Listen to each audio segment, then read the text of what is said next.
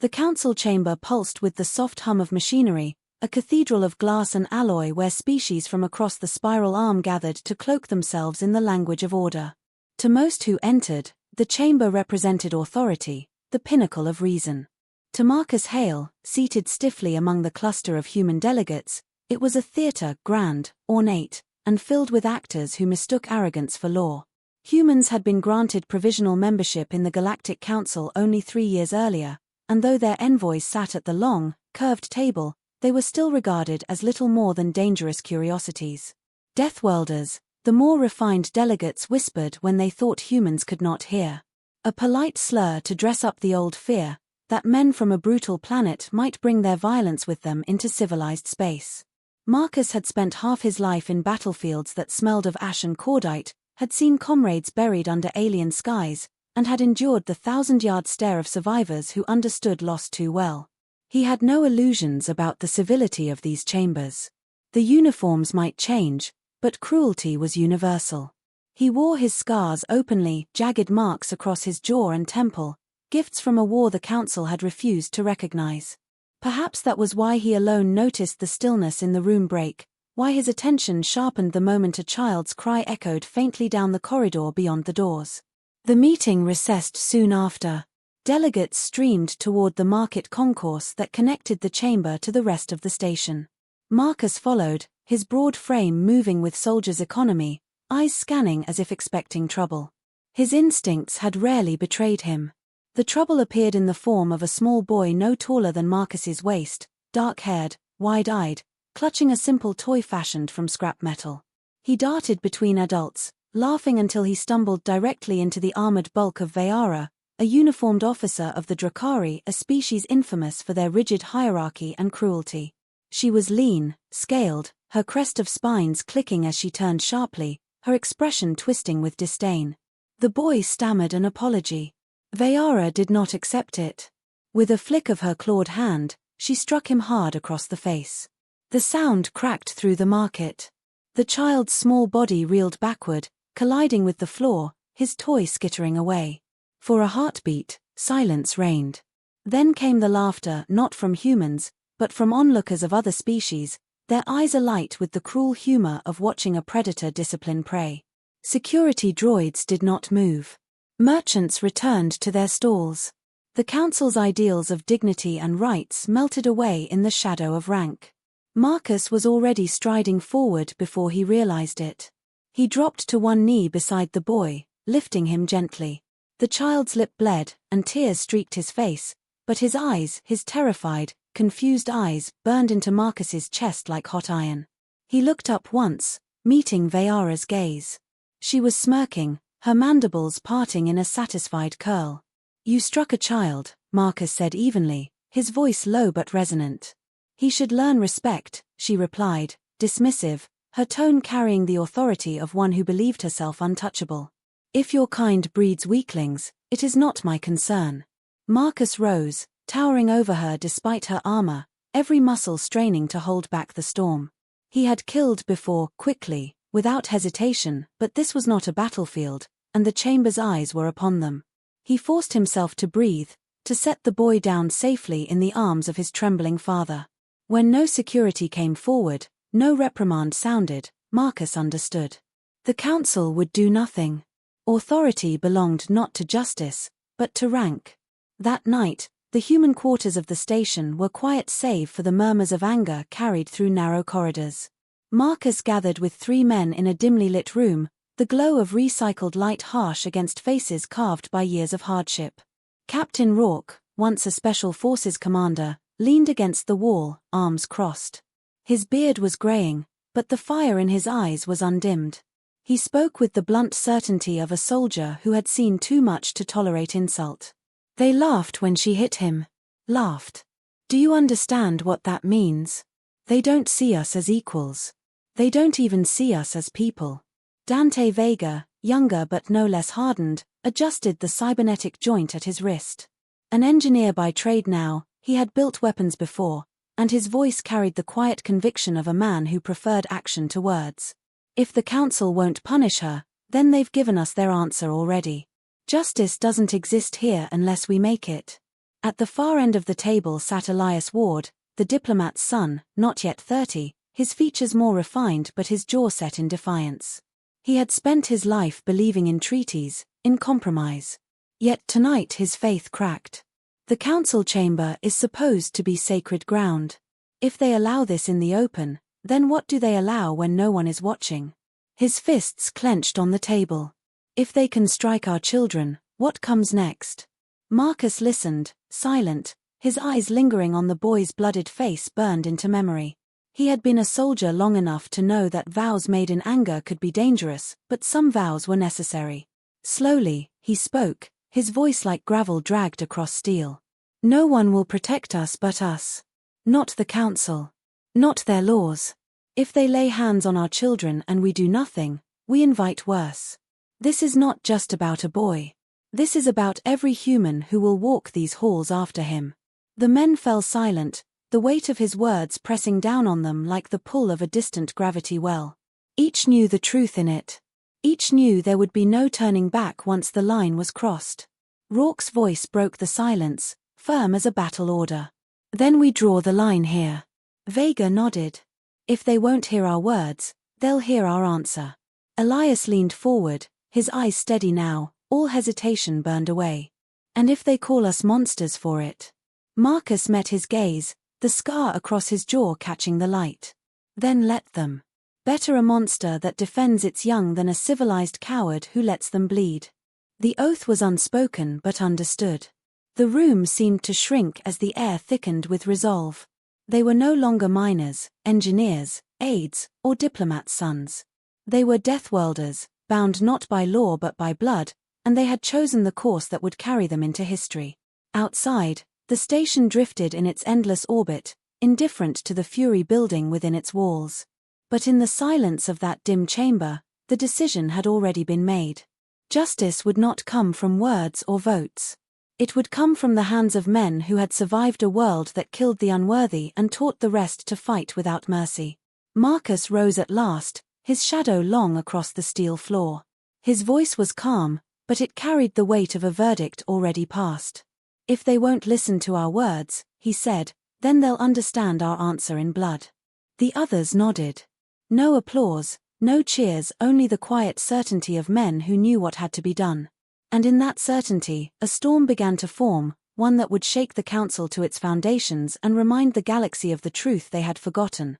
On a death world, you do not strike the children and expect to live. The council chamber was crowded again, the curved seats filled with voices that layered over each other in an almost musical discord.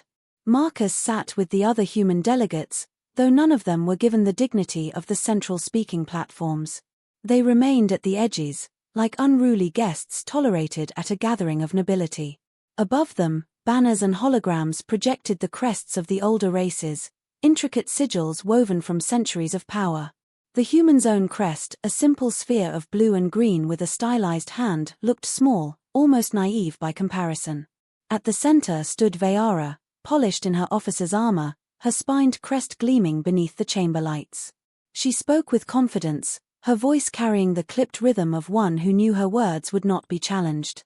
The charge was simple: she had been accused of unnecessary violence against a human child. To the humans, the crime was monstrous. To the rest of the council, it was little more than an inconvenience. When the evidence was presented, a recording captured by a bystander drone, the image of the boy falling, blood streaking down his face, flickered in cold projection across the chamber. Marcus watched, jaw tight, while other delegates shifted uncomfortably, not out of sympathy but irritation at the time being wasted. Vayara did not flinch. It was a minor correction, she declared, her claws clicking against the railing of her podium. A lesson in discipline. The creature survived. Their kind is resilient, are they not? It was not fatal. Laughter rippled through a portion of the chamber, a harsh, clicking sound that echoed like stones dropped into a pit. The presiding moderator, a pale, translucent being with a voice like water on glass, raised a hand for quiet. The council acknowledges the incident. However, by established law, officers of the Drakari are not subject to civil claims from non-member juveniles. No statute has been violated. The words settled over Marcus like a death knell. Around him, his fellow humans stiffened. One of them, a younger diplomat who had not been in the room the night before, began to rise, outrage written plainly on his face. Marcus laid a heavy hand on his shoulder and pushed him gently back into his seat. The young man did not understand, yet that words had already failed. When Marcus was granted his turn to speak, he stood slowly, every movement deliberate. His scars caught the chamber lights, an unspoken testimony to the violence his kind had endured. "You dismiss what happened as if it were a joke," he said, voice level but resonant. "One of our children was struck in your marketplace, and your laws excuse it because the one who struck him holds rank. Do you understand what that tells us?" The moderator's eyes, glassy and lidless, flicked toward him. "It tells you that the laws are impartial. They apply as they always have." "No," Marcus said, shaking his head, his words cutting into the chamber's stillness. "It tells us that our children are worth less than the swing of a claw. It tells us that the council's justice is reserved only for the powerful. It tells us that if we want our sons to be safe, we must protect them ourselves." The chamber erupted with voices, some mocking, some disapproving, some nervous. Marcus let the noise wash over him. He had said what needed to be said, not for their ears, but for his own people's. When he sat, he met the eyes of Captain Rourke across the aisle. The old soldier's nod was small, but it carried the weight of a command received and understood. That evening, the human quarter was alive with low voices and clenched fists. Marcus moved among them, listening, speaking little, his presence alone a lodestone for their anger. He found himself again in the company of Rourke, Vega, and Elias Ward, gathered in the same cramped chamber as before. The air smelled of recycled oxygen and tension. Rourke slammed a calloused fist against the table. They laughed. In the council hall, they laughed at a bleeding boy. "Do you grasp how deep the rot goes? They will never punish their own." Vega leaned forward, his mechanical wrist whirring softly as it flexed. "And what if we strike back? What then? They already see us as savages. If we spill blood, they'll call us worse." "They already call us worse," Elias answered, voice low but firm. "They call us Deathworlders. They tell stories of our storms, our beasts, our wars. Do you not see? They are afraid already. But right now, their fear is hollow. They think it is only rumor. If we do nothing, then that's all it will ever be, stories to mock while they walk over us." Marcus spoke then, his voice a slow, steady current pulling them all closer to the edge. "Every species in that chamber has spilled blood for less. Every empire represented there was built on someone else's bones. And they call us dangerous because we survived a world that tried to kill us every day. If we show them what that survival means, if we make them understand what happens when they touch what is ours, then perhaps they will think twice before raising their hands again." The room fell into silence, broken only by the faint hum of the station's life support systems. Marcus's words hung in the recycled air like smoke. Each man present could feel the turning point. This was no longer grievance, it was resolution. Rourke's jaw tightened. "Then we do it clean. No theatrics. No cruelty. Just a message carved in blood they cannot ignore." Vega exhaled slowly, the faintest flicker of grim anticipation in his eyes. "I'll see to the logistics. I know where her patrol rotates, when her guard is thin." Elias leaned back, expression unreadable for a long moment before he finally nodded. "It will not bring justice for the boy. Nothing will. But it may stop the next hand before it strikes." Marcus placed both hands flat on the table, grounding them all. "Understand this. Once we begin, there is no going back. The council will brand us as murderers. We will be hunted, perhaps even driven from these halls. But if we succeed, every race will know humans do not forgive violence against our children. Ever." They agreed with no further debate. The choice was too clear, the path too narrow to pretend alternatives existed. When the meeting ended, they left separately, careful not to draw attention, though each carried the same fire within. Marcus lingered behind, staring at the dim reflection of himself in the table's steel surface. He saw the scarred soldier who had survived wars no one else in this galaxy cared to remember. He saw the weary aide, tolerated but ignored. And he saw, at last, the man who would stop waiting for permission to act. By the time he rose and stepped back into the corridor, his mind was quiet, stripped of doubt. The plan was not yet written in detail, but the intention was carved deep as stone. Vayara would not live to laugh at their children again. And when her blood was spilled, the council would have no choice but to reckon with the truth they had tried to deny. For now, the station's lights dimmed to simulate night, corridors emptying as merchants closed their stalls. Peace held its fragile illusion. But Marcus knew, and Rourke knew, and Vega and Elias knew the illusion would not last. Soon the silence would be broken, and when it was, it would echo across the galaxy. The night ended with Marcus standing at the viewport of the human quarter, watching the endless scatter of stars. To most, they were cold and distant. To him, they were witnesses. The words of his oath returned to him, as steady as a heartbeat. If they would not listen, they would learn. The galaxy had no idea what it meant to provoke a Deathworlder. But it would learn soon. The docking bay smelled faintly of fuel and ozone, a tang that clung to the lungs. Machinery hissed in the distance as cargo haulers trundled past, their engines echoing like a steady drumbeat. Among the noise, Vayara moved with the arrogance of one who believed herself untouchable, flanked by 2 Drakari guards in polished armor. She carried herself as though the space itself bent around her authority, as though every corridor she walked belonged to her. Marcus Hale waited in the shadows of a cargo scaffold, the hum of the machinery cloaking his presence. His pulse was steady, not with calm but with the focus of a man who had already accepted the necessity of what was to come.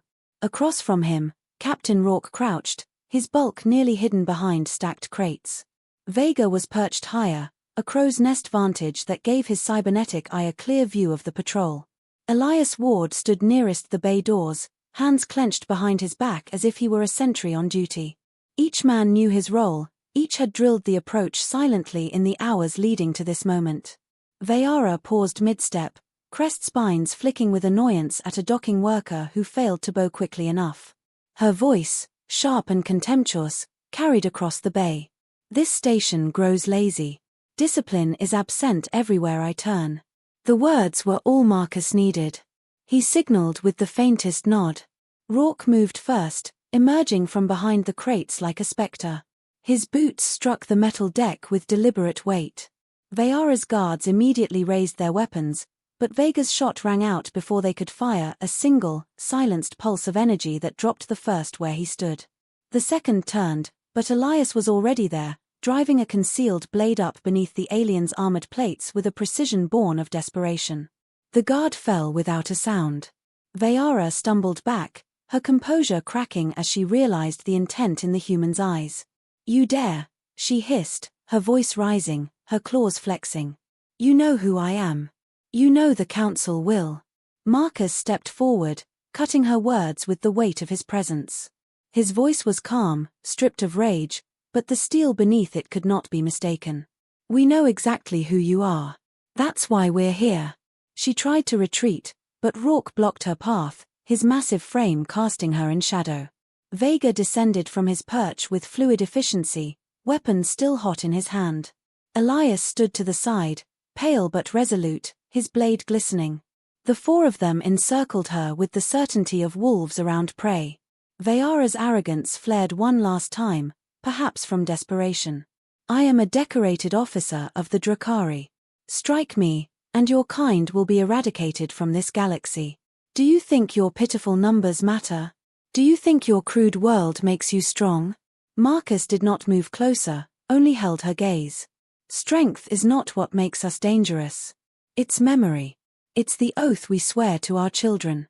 His hand closed around the hilt of a blade he had carried since his soldiering days, a weapon scarred but still sharp. "You struck a boy. Tonight, you learn what that means." She lunged in defiance, claws flashing. But Marcus had lived too long on a world where hesitation was death. His blade swept in a brutal arc, meeting flesh and scale. The strike was clean, practiced, inevitable. Vayara's momentum carried her forward a single step before her body collapsed, head severed neatly from her shoulders. Silence followed, broken only by the hiss of coolant lines and the distant grind of machinery. The head rolled to a stop against the bay's threshold, its spined crest glinting in the artificial light. The humans did not cheer, nor did they exult. They stood over the body with the solemnity of men who had delivered not vengeance but sentence. Rourke wiped his blade with a soldier's detachment. Quick. Clean. Just as we said. Elias's breath came ragged, though his eyes were fixed firmly on the severed head. It doesn't feel like justice. But it feels necessary. Vega crouched by the containment case they had brought, a sterile unit designed to preserve biological samples. With practiced care, he lifted the head inside, sealing it with a quiet click. He looked up at Marcus, one eyebrow raised. "Shall we deliver the message?" Marcus took the case, its weight deceptively light in his hands. He looked down at it as one might at a burden that could never be set aside. Yes.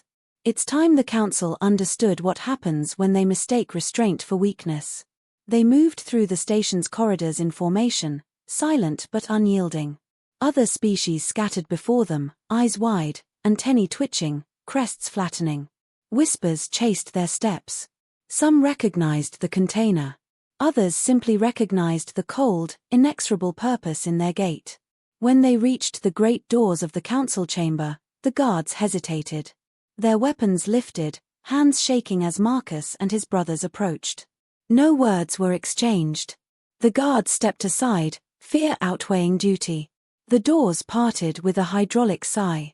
Conversation within the chamber stilled instantly as the humans entered, boots striking the polished floor in rhythm.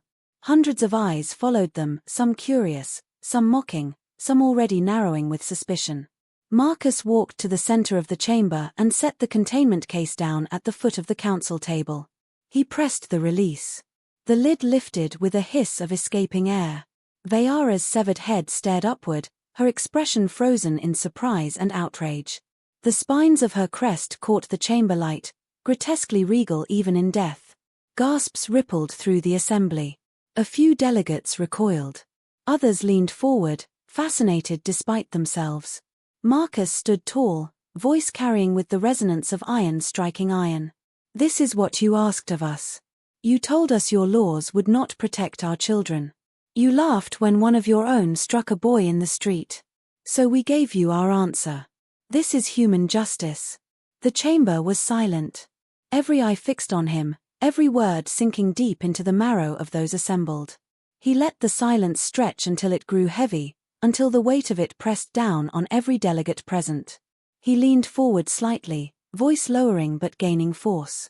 "Strike a child again, and you'll find more than a head at your feet." The four of them turned as one and began walking toward the exit, leaving the severed head where it lay. Behind them, the chamber erupted into chaos, outrage, fear, disbelief, the cacophony of power confronted by something it could not control. Marcus did not look back. His heart was steady, his steps measured. What came next would not be simple, nor safe. But the message had been delivered, carved in blood and silence, impossible to ignore. And in that moment, as the great doors closed behind them, the galaxy had begun to learn the lesson Marcus had sworn they would. Deathworlders did not beg for justice. They made it. The council chamber did not return to order for hours.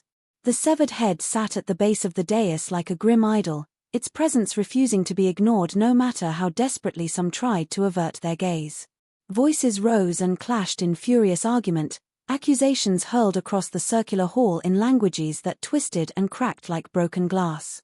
The air smelled faintly of fear, sharp and metallic, as though the chamber itself understood something had shifted and could never return to what it was. Marcus, Rourke, Vega, and Elias waited outside in the human quarter, silent but unbowed.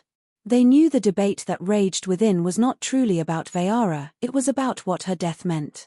For the first time, humans had refused to bow, refused to plead, refused to be patient. They had answered violence with violence, not in secret shadows but in the center of the council's power. The council now had to decide whether to fear them, destroy them, or finally, reluctantly, respect them. Inside, the voices split into factions. A towering avian delegate with jeweled feathers slammed his clawed hand against the table, demanding human expulsion and extermination. "They are savages. They murdered an officer of rank in cold blood. If we do not crush them now, "We invite chaos." Others echoed him, their tones sharp with fear disguised as authority. But then came the counterpoints, softer, more cautious, but edged with calculation. A long-limbed envoy of the Thal crept forward, his translucent skin showing the rush of his pulse. "They killed her, and walked in here to show us. They were not stopped, not even by guards. Do you not understand? They did not hesitate. If they can strike at a Drakari officer within these halls, what could they do if pressed in war?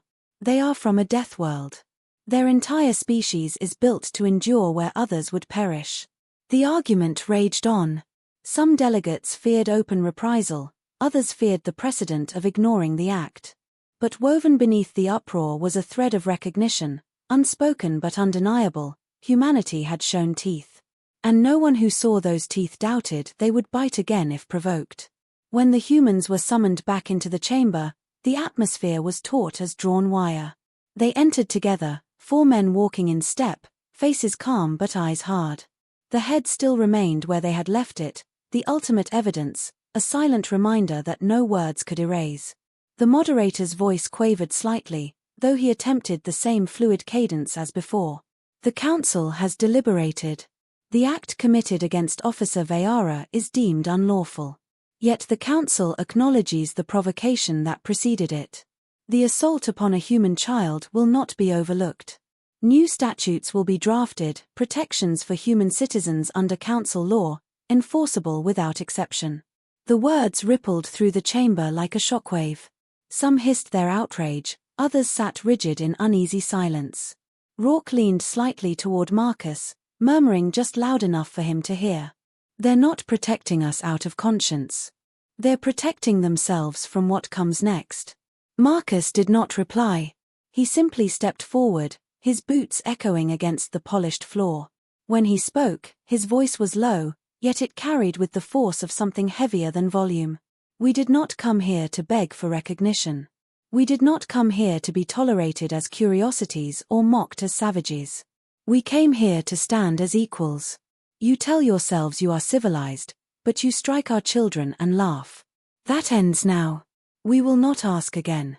The chamber's silence was absolute.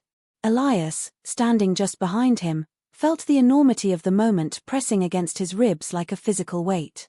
He had been raised on rhetoric, on speeches polished for diplomacy, but he knew instinctively that nothing could equal the blunt truth of Marcus's words. They were not threats. They were promises. Vega, his cybernetic fingers flexing unconsciously at his side, scanned the chamber. He saw fear, raw, naked fear etched into faces that had once looked upon humans with derision. It was intoxicating, but it was also dangerous. He leaned toward Marcus, whispering as the silence stretched too long. "They'll brand us monsters now." Marcus turned his head just slightly, eyes narrowing. "Then let them. Monsters do not kneel." The moderator shifted, as though to speak, but Marcus had already turned, signaling to the others. The 4 of them walked out, leaving the chamber and its cacophony behind. They did not need to hear the aftermath to know what it would be. The council would scramble to control the narrative, to twist the story into something palatable. But the truth would spread faster than their spin. Word of the execution, the march into the council, the severed head dropped like a verdict. It would reach every outpost, every station, every colony. The galaxy had seen humanity's patience end. When they returned to the human quarter, there was no celebration, no triumph. Men and women stood in the narrow halls, their faces taut with unspoken questions. Marcus met their eyes as he passed. Some looked at him with awe, others with fear, but none with doubt. Rourke broke the silence at last, standing before the gathered crowd. His voice carried the weight of command. "They will not touch our children again. They know now what the cost will be." A murmur swept through the humans, not loud, not jubilant, but steady like the first rumble of thunder before a storm. Elias felt the sound in his bones. It was not celebration. It was resolve. Later, in the solitude of his quarters, Marcus sat alone, the faint glow of starlight spilling through the viewport. His blade lay across his knees, cleaned and sharpened. He did not revel in what had been done. He did not need to. What mattered was the message, and it had been carved deep enough that no one could ever pretend not to hear it. He thought of the boy in the marketplace, his blooded face and trembling hands. He thought of the father who had held him close. And he thought of all the children yet to come, who might walk the council halls without fear because 4 men had chosen to answer violence with finality. The galaxy would call them killers, savages, monsters. Perhaps it was true. But Marcus knew one truth greater still: a Deathworlder protects his own, and there is no law, no council, no empire in existence that can change that. He rose and sheathed his blade, his reflection faint in the viewport glass. Beyond the stars stretched endless, indifferent and cold. Yet tonight they bore witness to something new, a lesson written not in words or decrees, but in blood and steel. Humanity had claimed its place not by pleading, but by standing unyielding. And as the stars burned on in their eternal silence, Marcus spoke to himself, to the void, and to the generations yet unborn. Never again.